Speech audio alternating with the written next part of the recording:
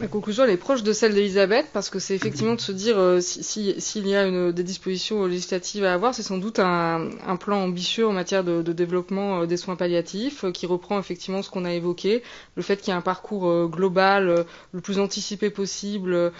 qui soit co-construit avec les patients et aussi prenant en compte les aidants. Je suis particulièrement sensible à ce que vient d'évoquer Elisabeth sur le répit, puisque la première maison de répit en France, elle a été ouverte en Auvergne-Rhône-Alpes et le projet médical a été co-construit avec les médecins de soins palliatifs de Léon Bérard du Centre de lutte contre le cancer, donc cela pédiatrique et adulte. Cela montre bien effectivement le lien qu'il y a entre effectivement le répit que l'on peut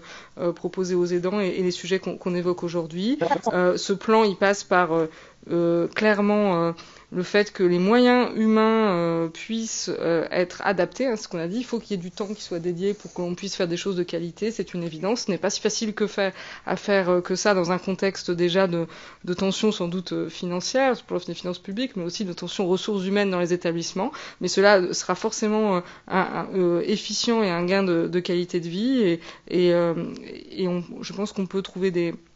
solutions là-dessus. Nous sommes aussi supportifs de proposer une double spécialité oncologie et soins palliatifs dans la formation des médecins, de développer, et j'étais heureuse de voir ce matin que l'instruction le prévoyait, alors nous étions plus pour développer des IPA spécialisés en soins palliatifs. Là, c'est déjà une délégation de compétences, mais c'est déjà un début, mais on pense que des infirmières en pratique avancée pourraient faire beaucoup dans un contexte de tension médicale aiguë, y compris sur la spécialité soins palliatifs, hein, qui est insuffisamment choisi aujourd'hui,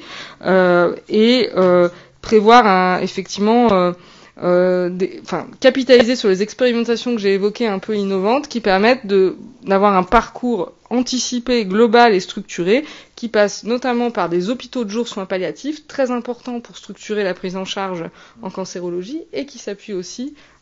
sur le domicile. Et enfin, un point que j'ai pas abordé, c'est favoriser les projets de recherche qui permettent d'évaluer justement les bénéfices de ces parcours, puisqu'effectivement, là, ce n'est peut-être pas le domaine où aujourd'hui on met suffisamment de moyens sur des projets de recherche. Or, effectivement, les évolutions de la médecine de plus en plus